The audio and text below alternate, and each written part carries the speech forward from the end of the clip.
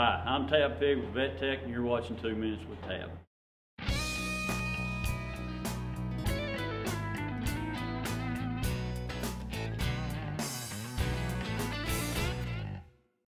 Today's topic is traction. Traction is a necessary evil. Horses' feet are meant to slip.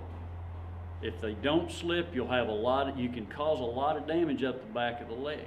The first traction device we're going to talk about today is composite material. It's a carbide composite rod that's welded onto the shoe. This shoe came off of one of the Tarrant County police horses. These horses can be called out any day, any time of the day or night. So they need to know that that traction device is in place and ready to go.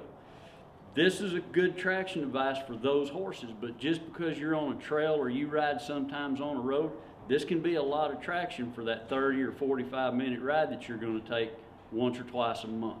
I would look at maybe another traction device that can be taken off and put back on. That would be the screw-in caulks. These caulks come in different sizes. If you're in mud, you're going to use a little bit heavier caulk or taller caulk. If you're in wet grass, maybe even a bigger caulk. This one for road traction is fine. It's not aggressive, it's very subtle, but it'll let that foot slip a little bit, and when you're done with your ride, you just unscrew the caulk. Comes right out, you plug that hole up, the horse can go about his day, no trauma on the back of the legs. You get ready to ride him again, the caulk screw right in. So what we're going to do today is we're going to pull some horses up. Now I'm going to show you from an aggressive caulk or traction device down to the most subtle of traction devices, which is the rim shoe. It's good for barrel horses, trail horses, roping horses, anything that you need that subtle traction just to help the horse out.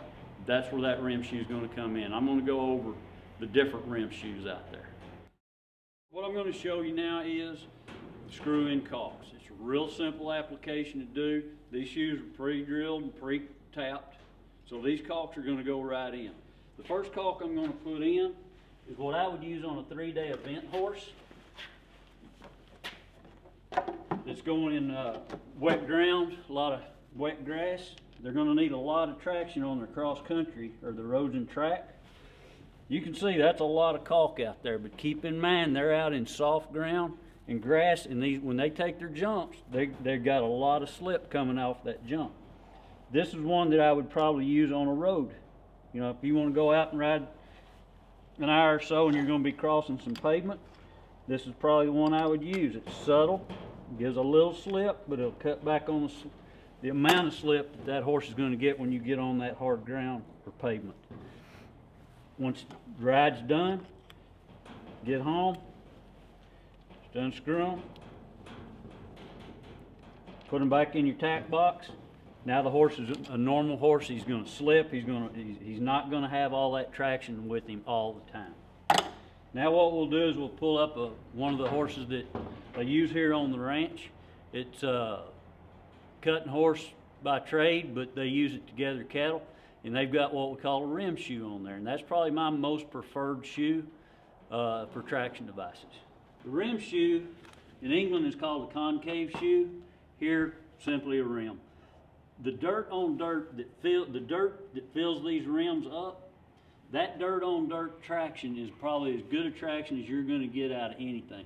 This is most commonly used in barrel horses and anything that's gone in soft ground to get that little bit of a bite. So when you have this rim in here, I've had barrel racers actually go in and clean the dirt out before a run. They just lost traction. So leave that dirt in there, because when it packs up, that dirt on dirt is the key thing for your traction device. It's real good if you're going from dirt to concrete, because that dirt won't slip on the concrete. So today we've talked about many different types of traction devices. What you need to do is sit down with your farrier and come up with a good traction device for your terrain and for your horse and the type of riding you do. Thanks for watching, and we'll see you next time.